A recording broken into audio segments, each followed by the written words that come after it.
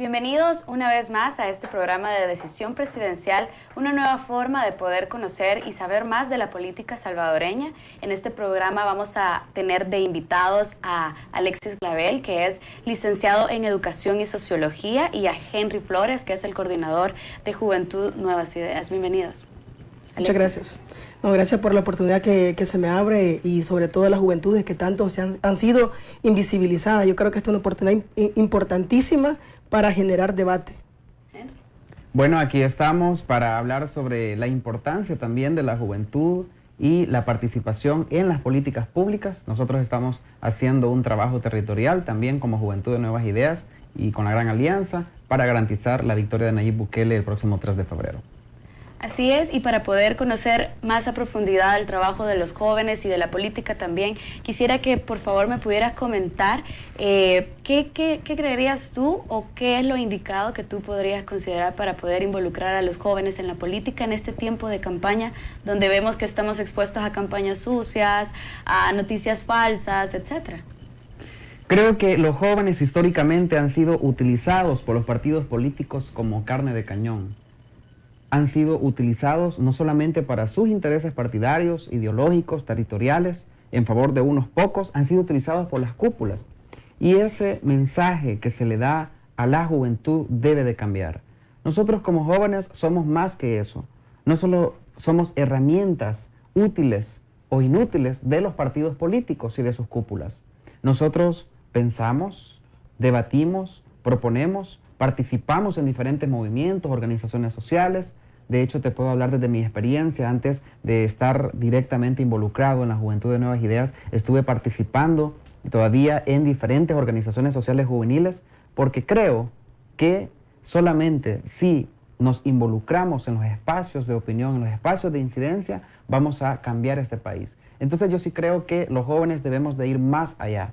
Hace poco salía una encuesta, salía una publicación, debo decir, en la prensa gráfica, o el diario de hoy, no sé, creo que son lo mismo, decía que las personas mayores de 40 años son las que van a decidir esta elección. Y eso no es cierto.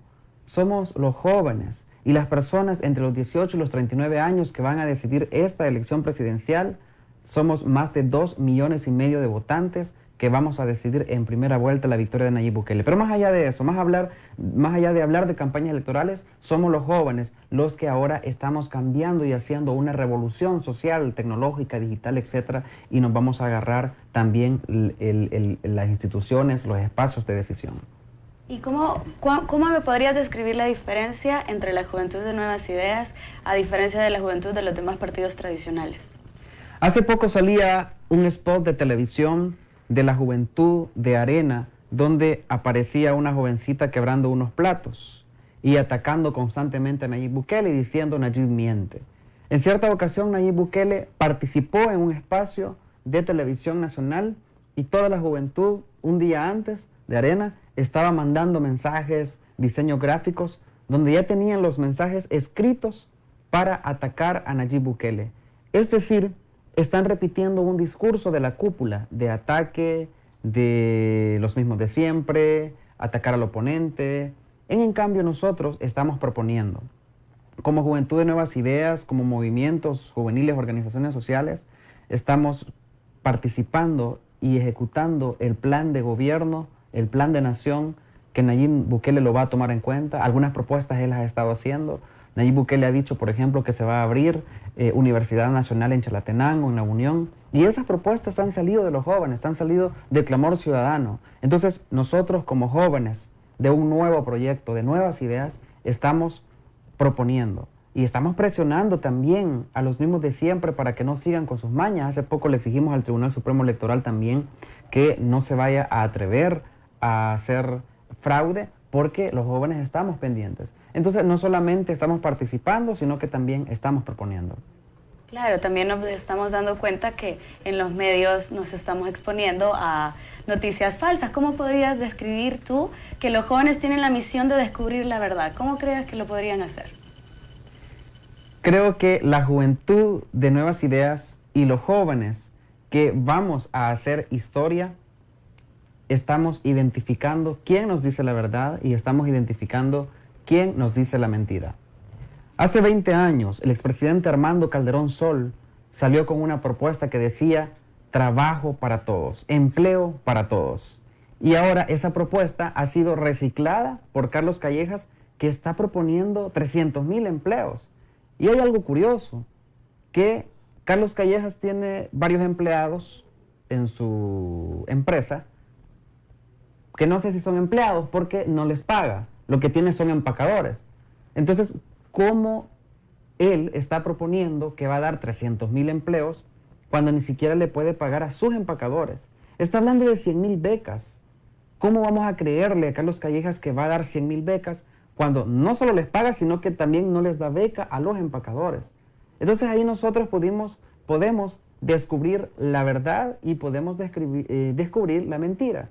No le vamos a creer a alguien que ha estado diciendo siempre las mismas mentiras, y por eso la opción única que tenemos ahora es Nayib Bukele.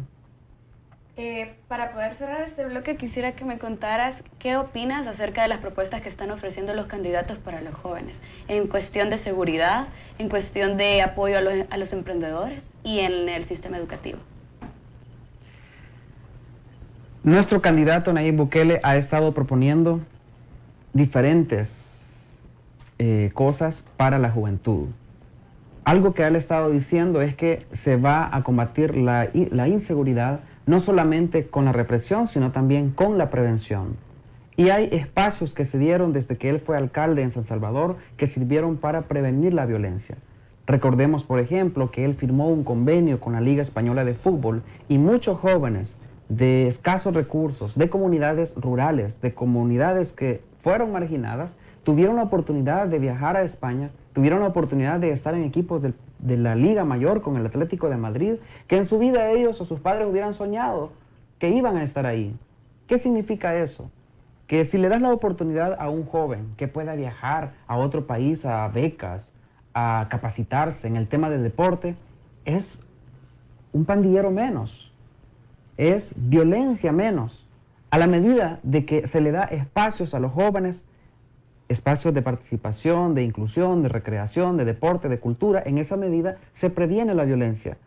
Él ha explicado también que se va a crear la sinfónica juvenil más grande del mundo, una sinfónica por cada departamento, y cada cierto tiempo se van a unir las 14 sinfónicas. Más de 3,000 niños y jóvenes. Significa que son jóvenes que ya no van a estar en violencia, sino que van a estar participando en arte, en cultura, en deporte, estudios. Hay mucha deserción escolar, hay muchos jóvenes que cuando llegan al bachillerato ya no pueden seguir, se van a trabajar porque ya no pueden por sus condiciones económicas, y sobre todo las mujeres, hay mucha deserción escolar, ya no pueden seguir y se quedan como amas de casa. Entonces esa historia en la juventud debe cambiar, y nuestro próximo presidente de la República va a cambiar esa historia, y por eso él está haciendo muchas propuestas. Muy bien, bueno, vamos a ir a una pausa y al regreso conoceremos la perspectiva y el punto de vista de Alexis, siempre en cuestión de juventud, sobre el emprendimiento y la inclusión social en nuestra sociedad. Regresamos.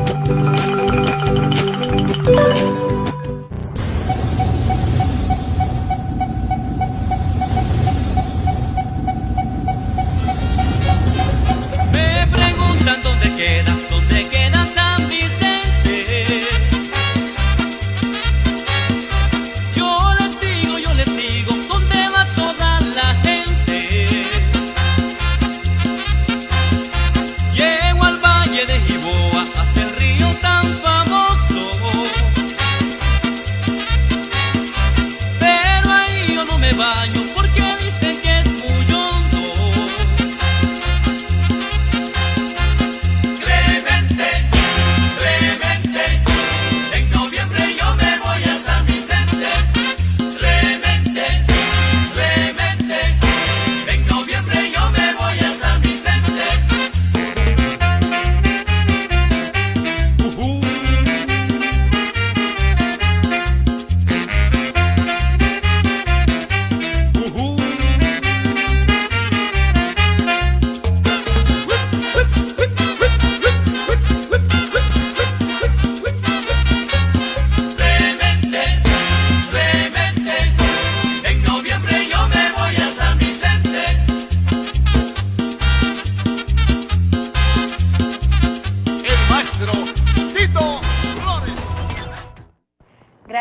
seguida en sintonía de Decisión Presidencial y como les mencionaba antes, ahora vamos a conocer el punto de vista de Alexis, siempre en cuestión de la juventud.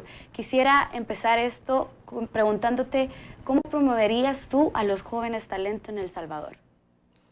Yo creo que, interesante pregunta, pero yo también, me surge una frase de Salvador Allende.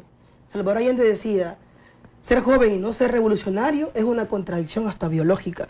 Es decir, si entendemos el tema de los jóvenes talentos en El Salvador, también tenemos que pensar en espacios de identificar a los jóvenes que realmente tienen sus capacidades en el área de la música, en el área de la pintura, en el área de la ciencia, de la investigación, de la poesía. Es decir, el sistema educativo ha invisibilizado a esta población, a este sector que tiene tanto talento, que tiene tanto, digamos, capacidades para desarrollarse en las diferentes áreas de la ciencia. Sin embargo, los gobiernos anteriores y estos gobiernos actuales no han respondido a las necesidades fundamentales de los jóvenes. Es decir, los jóvenes talentos han quedado invisibilizados. Te pongo un caso.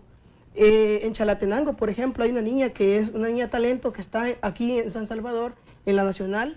Sin embargo, ella ya culminó su 9º grado. Ahora va para bachillerato, pero su padre tenía la intención de mandarla, digamos, a una academia más especializada. Lamentablemente, por los recursos económicos que estos padres no cuentan, se les dificulta, digamos, a estos jóvenes talentos, que desde el gobierno debería haber una propuesta, digamos, una inversión directamente, un financiamiento directo para esta juventud, para potenciar esas capacidades, el intelecto de los jóvenes, y más en un siglo XXI, donde hay una memoria plástica de los jóvenes que prácticamente manejan el celular, o sea, mejor que nosotros incluso, porque ellos son otra nueva generación. A esas generaciones debemos apostarle. Yo creo que Nayib es un evidente hecho de que él, no solo por ir de candidato a las elecciones presidenciales del 3 de febrero, sino también él, como tal, es un talento. ¿Por qué es un talento? Porque ha demostrado, a pesar de tantas dificultades que se le han presentado en el camino, ha luchado contra el sistema, ha luchado contra estos instrumentos institucionales para bloquearlo, y también eso es una capacidad. Es decir, necesitamos de gente joven que piense para los jóvenes. Así es, y por supuesto también vemos la frase cuando nos dicen que los jóvenes tenemos el deber de hacer política, porque si no lo hacemos nosotros, alguien más se encargará de hacerlo. Como lo mencionabas, Nayib ha sido el ejemplo claro de la lucha contra el sistema político con el que contamos, y me gustaría conocer tu perspectiva. ¿Qué opinas acerca del sistema educativo en El Salvador? Me refiero al sistema educativo superior. ¿Las universidades crees que están dando las oportunidades o los espacios necesarios a los jóvenes que quieren seguir optando por estudiar? Yo creo que desde la academia y desde la sociología, que es un punto amplio para ver la realidad, la educación salvadoreña es un sistema educativo decadente, porque imagínate, yo soy profesional, Henry es profesional, tú eres profesional, pero tener un título académico no te garantiza tener estabilidad laboral después de salir de la universidad. Es decir, el sistema educativo te prepara desde un punto de vista mercantilista, te forma, te da tu título, pero después de graduarte, ¿cuál es tu futuro? ¿Para dónde vas? ¿Cuál es tu visión? Mucha gente, muchos profesionales de El Salvador, yo los he visto en Boston, trabajando en otras áreas que no son sus áreas, porque El Salvador no le ha dado las oportunidades. Es decir, ha habido fuga de cerebros desde la educación superior, porque la educación superior está orientada hacia el marketing, o sea, hacia el negocio. La educación se ha convertido en un negocio, cuando la educación superior debería de potenciar la educación científica, la formación científica, pero no se ha entendido de esta forma, porque hemos visto al ser humano y a los profesionales como un negocio, como es un objeto. Si tuviéramos una visión más amplia de entender esto, que Nayib lo está viendo de manera holística, entender que no solo graduarte de la universidad te va a garantizar un empleo, sino que hay que asegurar esto. Y yo creo que Nayib está pensando también en asegurar, después de que los jóvenes salgan de la universidad, darle un empleo. Pero ¿cuál es el problema? ¿Cuántos estudiantes o cuántos jóvenes en El Salvador tienen acceso a la educación superior? Es decir, el acceso a la educación superior es para un grupo privilegiado, para nosotros, que somos privilegiados de estar en un sistema educativo superior. pero la dignificación de la educación debe ser que todos estemos en un sistema educativo y que podamos ingresar a la educación superior y que todos podamos desarrollar nuestras capacidades y habilidades. Y por eso Nayib está impulsando el tema de incrementar el presupuesto a la Universidad Nacional, porque es la única universidad nacional que tenemos en el país y que le abre la oportunidad a los jóvenes para salir adelante. Y ahora que Nayib ha hecho esa propuesta, todos han querido también plantear esa propuesta, es decir, se sigue con el tema de copiar propuestas y propuestas y propuestas, porque de seguro los demás candidatos no tienen ideas. Así es, y también vemos que tal vez con la propuesta de hacer universidades a nivel nacional ha también despertado la emoción en los jóvenes de poder querer optar por una carrera, porque la tienen más cercana. Pero me gustaría saber si tú crees que el sistema educativo también debe de mejorar a partir de los catedráticos. Yo creo que si nos marcamos en la educación superior, necesitamos hacer una reforma educativa en el nivel superior. Es decir, ¿cuál es el problema aquí, María José? El problema es que aquí la mayoría de profesores en el área pública deberían ser jubilados, pero las pensiones se privatizaron. ¿Por qué no se jubilan? Porque el salario de los últimos 3 años de los docentes, e incluso de la Universidad Nacional, que por ser el área pública, deberían de retribuírsele el salario de los 3 meses. Pero un docente de la Universidad Nacional, por ejemplo, está ganando, ¿qué? $2,000, pero su pensión es de $200. O sea, ¿cómo va a tener ese profesional quererse jubilar si la pensión es menor a su salario? Es decir, ahí tenemos ya una contradicción del sistema. ¿Por qué una contradicción? Porque necesitamos que ellos se jubilen para que entren nuevos perfiles profesionales ya actualizados dentro del sistema educativo. Y eso hay que ponerle mucha atención. Así es. Bueno, vamos a ir a una pausa. Al regreso seguiremos tocando el tema de juventud, sobre las oportunidades de empleo que hay, el emprendimiento también, sobre cómo ellos están siendo apoyados y sobre otras cosas más. Así que vamos a una pausa comercial y regresamos.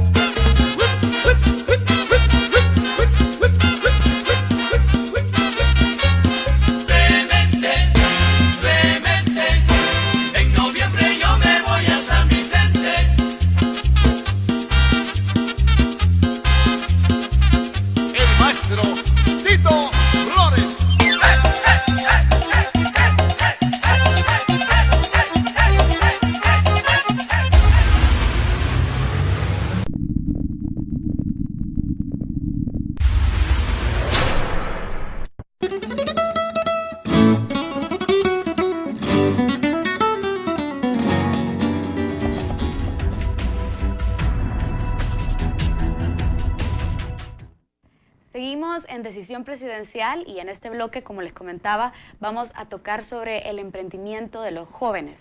Este fin de semana tuvimos la oportunidad de poder observar en las redes sociales cómo jóvenes llegaron a colocar su negocio para que pudieran las demás personas consumir de sus productos, pero hubo un suceso que marcó el día, y es que el alcalde de San Salvador, Ernesto Mason, decidió retirar un puesto que había ahí porque estaba bajo un canopy que era de Nuevas Ideas. ¿Qué me pueden decir? ¿Qué es lo que ustedes opinan sobre ese hecho? Que lo único que pudo hacer era que por proselitismo un joven dejara de emprender ese día. Yo lo que pienso es que esa es la mentalidad retrógrada que en teoría los alcaldes jóvenes y algunos, en este caso Ernesto Mason, porque Nayib es joven, pero tiene una visión mucho más diferente. ¿Sabes que cuando Nayib llegó a la alcaldía de San Salvador, no hubieron despidos? Y si alguien se quería ir, pues se le ofrecía un bono del 200%.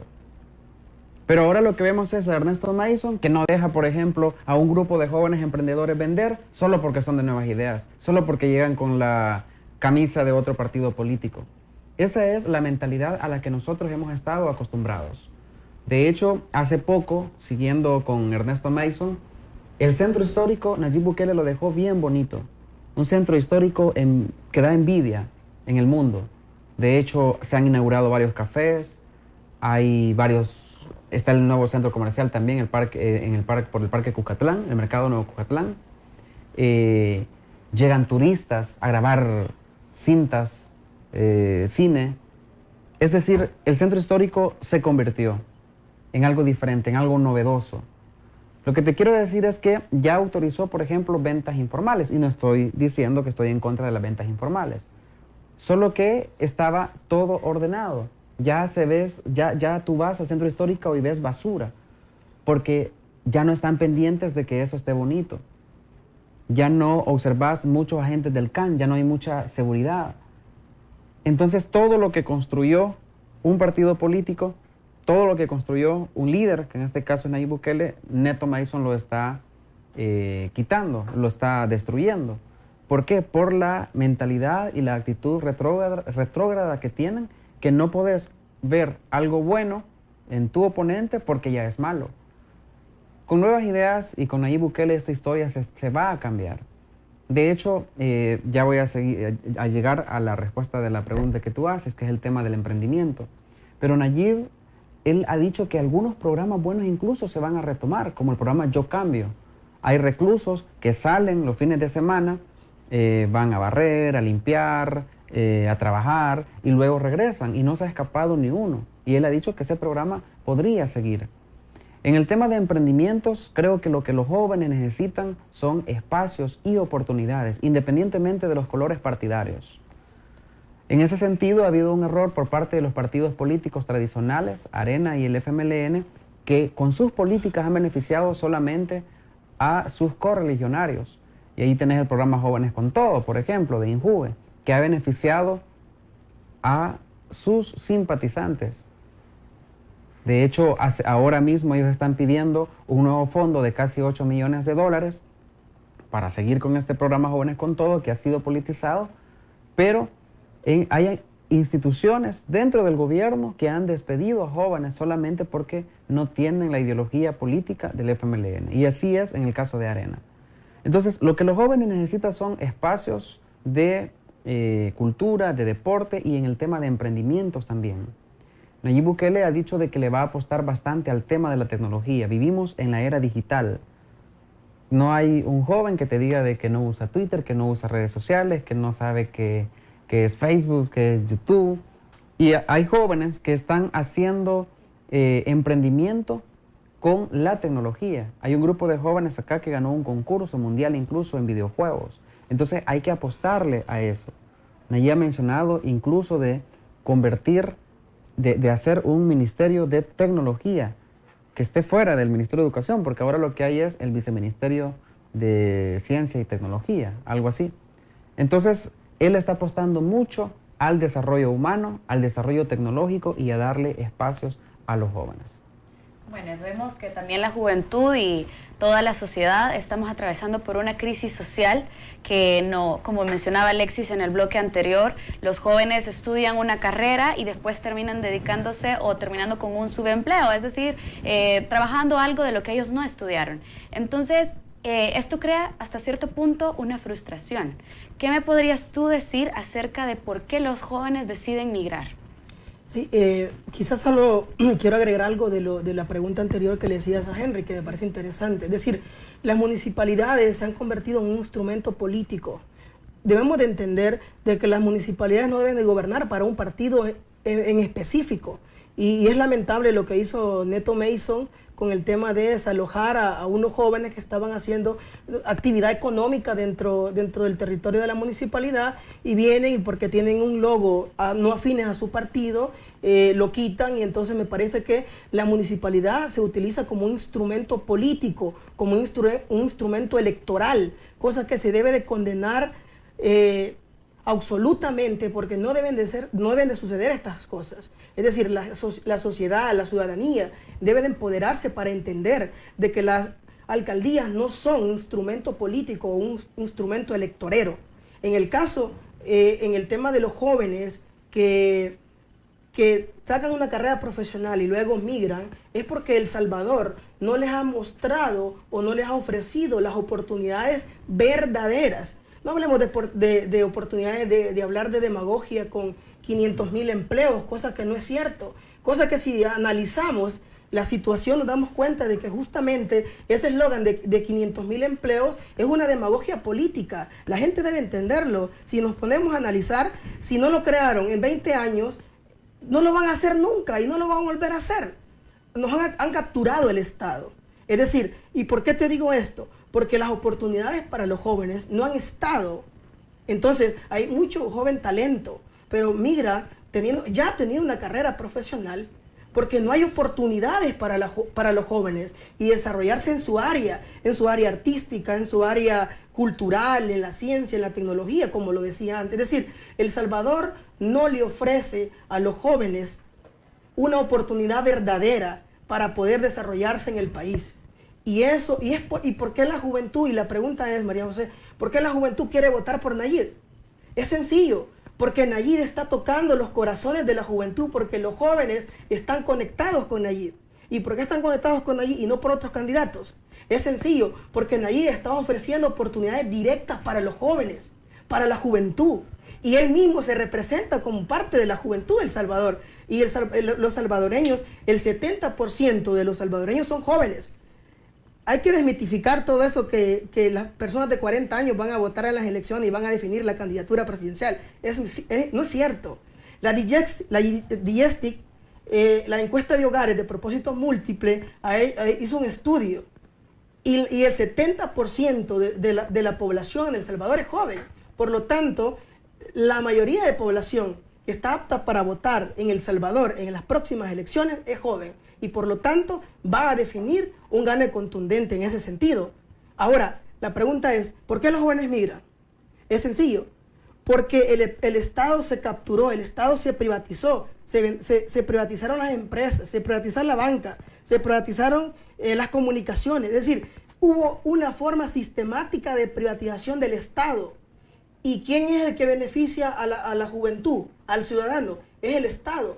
Pero el Estado se redujo y el mercado se amplió. Entonces, hubieron pocas oportunidades para que el Estado abriera las oportunidades. La pregunta es, ¿dónde está el dinero? Veamos quién creció. Es más, una estadística de CONARE en Costa Rica, porque ellos hacen un informe de la región y un informe de la nación. En el informe de la región se dice que la élite más poderosa en Centroamérica es la élite salvadoreña. La pregunta es, ¿dónde está el dinero? ¿En el Estado o en la empresa privada? Y ahí te respondo la pregunta, ¿por qué los jóvenes migran?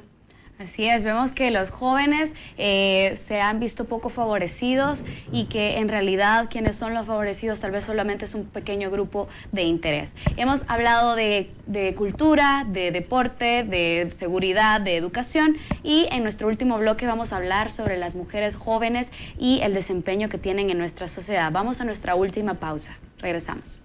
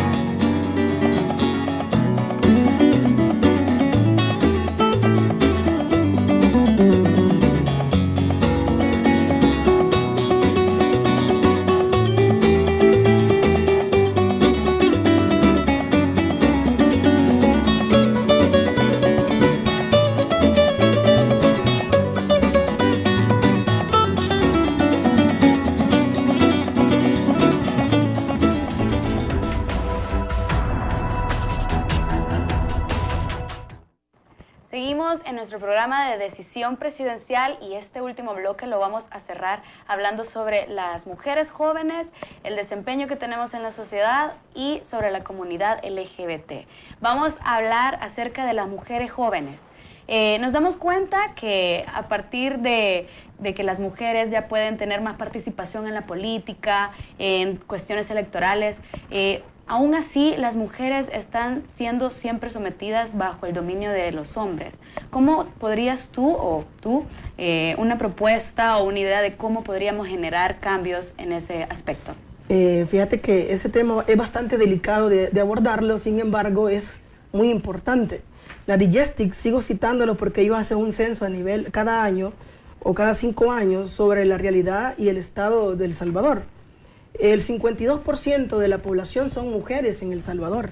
Eso significa que la mayoría de la población de mujeres ha sido un sector invisibilizado, primeramente, y segundo, la mujer siempre ha estado en el dominio patriarcal, es decir, siempre su rol no ha cambiado entendámoslo siempre desde la cuestión rural y urbano, porque lo rural y lo urbano son cosas muy distintas. En las familias rurales, la condición de la mujer siempre termina siendo, oficios domésticos, darle de comida a su marido, su esposo, como se le quiera llamar, y sigue reproduciendo esas prácticas.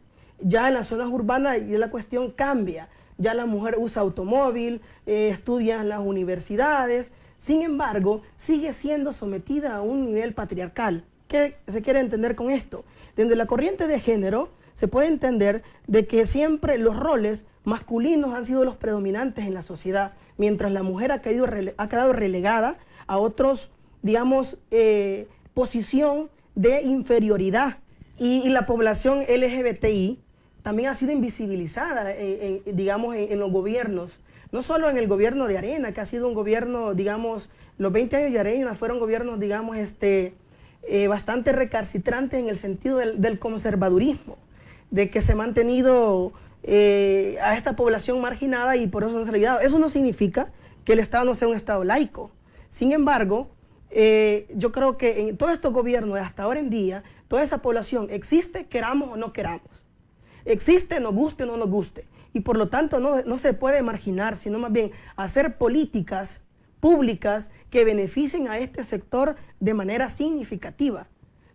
Hace unos 4 meses, incluso ese grupo se lanzó a las calles a pintar los pasos peatonales de diferentes colores, haciéndose visibles, haciéndose parte de que son de la sociedad. Es decir, el gobierno debería y debe implementar políticas de inclusión a estos grupos sociales que son también parte de nuestra sociedad. Es decir, este sector ha quedado invisibilizado y por lo tanto se deben aplicar políticas públicas que hagan visible a este sector y que haya inclusión dentro de la sociedad. Muy bien, Henry, ¿qué me podrías decir de las mujeres jóvenes? ¿Cómo trabajan con las oportunidades que se les está brindando en juventud? Nuevas ideas. Prueba de que las jóvenes y los jóvenes son importantes para Nayib Bukele fue lo que hizo en San Salvador. De hecho, era una mujer la que estaba al frente de la Secretaría de Cultura. Tenemos a una alcaldesa joven también en Nuevo Cuscatlán. Y en fin, tú eres muestra de ello, una conductora joven, inteligente, que está abriéndose espacios en diferentes escenarios culturales y académicos. Es decir, las jóvenes tienen un espacio muy importante dentro de Nuevas Ideas.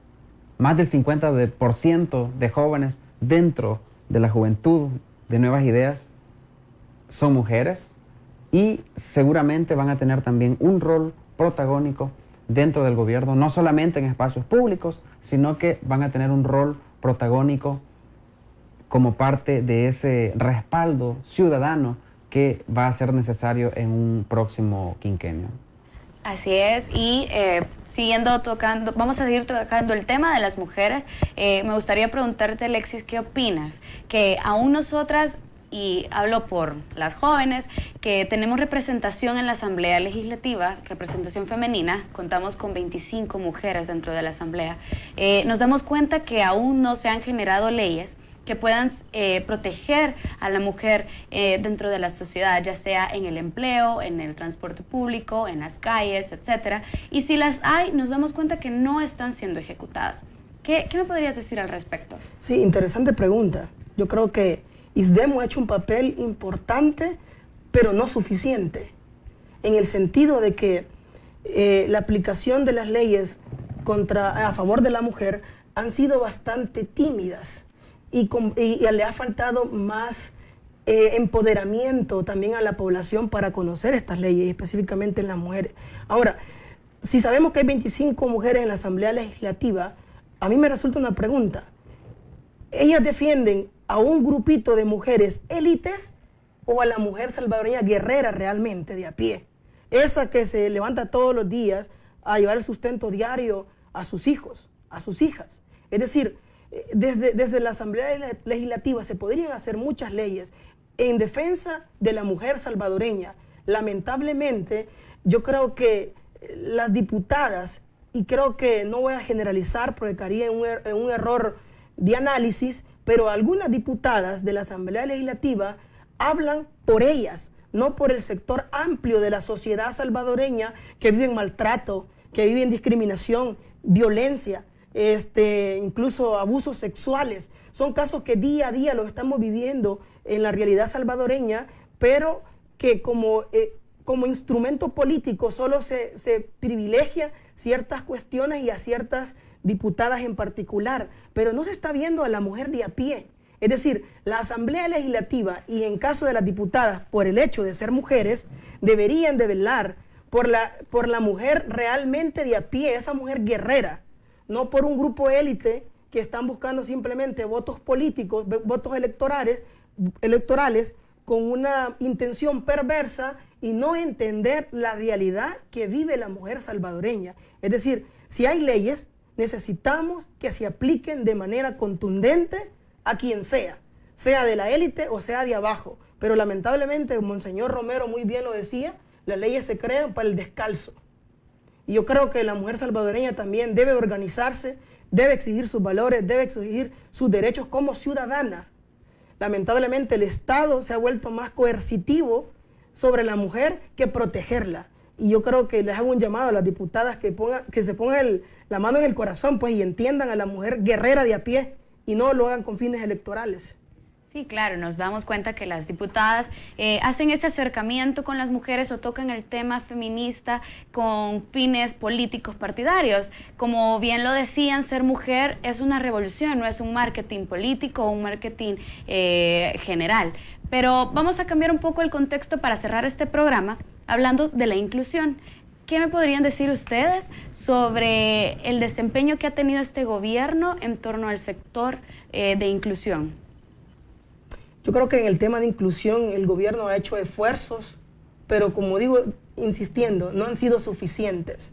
No han sido suficientes porque, es decir, yo me preguntaba, ¿por qué el FMLN estando en el poder está bajo en las encuestas? Cuando debería ser lo contrario. El FMLN estando en el poder debería de tener, digamos, las encuestas a su favor. Eso significa que el sentir de la población ha sido evidente. Y por lo tanto yo creo que en el tema de inclusión solo se ha quedado, digamos, en letra muerta, pero que las políticas no se han, digamos, diversificado y no se han descentralizado. Que las mismas alcaldías, que las mismas directivas comunales, ADESCOS, que los mismos centros de la cultura, casas de la cultura incluso, que podrían abrir esos espacios de la diversidad cultural, donde toda la población quepa. El problema es de que solo se ha centrado en el manejo de la cosa pública por una cúpula en particular, y es ahí donde la FMLN le ha restado votos. Y es por eso que la gente no los quiere. No los quiere porque no es que Nayib, digamos, tenga una propuesta fuerte, sino porque también ellos, como tal, no han respondido y no han llenado las necesidades de la gente. Y es ahí donde nace Nayib. Por el clamor y por la necesidad y por el descontento social. Henry. Yo creo de que no solamente se trata del descontento social hacia las cúpulas de los diferentes partidos políticos, Arena y FMLN, sino que es que el pueblo está necesitado de verdaderas propuestas. propuestas que las han dado ante los partidos políticos tradicionales, pero que no han sido cumplidas. El FMLN dijo de que iba a haber empleo para todos, la famosa fábrica de empleos. Arena ahora está proponiendo 300.000 empleos, 100.000 becas. Es decir, mentiras, mentiras y más mentiras, y que no las han cumplido. En ese sentido, Nayib Bukele representa la esperanza del pueblo, y no solamente es una esperanza ficticia o en el aire, o promesas electoreras, porque él ya cumplió lo que prometió en Nuevo Cucatlán, lo cumplió en San Salvador. Solo para darte un ejemplo, en Nuevo Cucatlán se le daban becas a los jóvenes que sacaban notas arriba de 8, se construyó una clínica muy bonita de primer mundo, se construyó una biblioteca muy moderna. Hay 2 bibliotecas en el país que son muy modernas, tienen libros que los podría tener una biblioteca en Europa, en los Estados Unidos. Solo hay 2 en El Salvador. Y las 2 bibliotecas las ha construido Nayib, una en Nuevo Cucatlán y la otra en San Salvador, que por cierto la de San Salvador la está destruyendo Ernesto Mason, una biblioteca muy bonita que tiene computadoras modernas, de lujo, donde jóvenes de escasos recursos tienen la oportunidad de leer libros, no solamente impresos, sino digitales. En fin, creo yo que Nayib representa esa esperanza del pueblo. La gente necesita verdaderas propuestas, Nayib las está dando. Creemos que lo va a cumplir porque ya lo hizo en San Salvador, lo hizo en Nuevo Cucatlán. Van a haber espacios para mujeres, para los diferentes sectores, como lo ha mencionado Alexis. Creo que es la única esperanza que le queda a El Salvador, y por eso el 3 de febrero tenemos que salir a votar. Muy interesante, hemos llegado al final de nuestro programa, quisiera que pudiéramos seguir hablando, en otra oportunidad lo haremos. Agradezco a Alexis y a Henry por habernos acompañado en este programa, y a ustedes también por estar en sintonía de Decisión Presidencial. Nos vemos a la próxima y que pasen feliz día.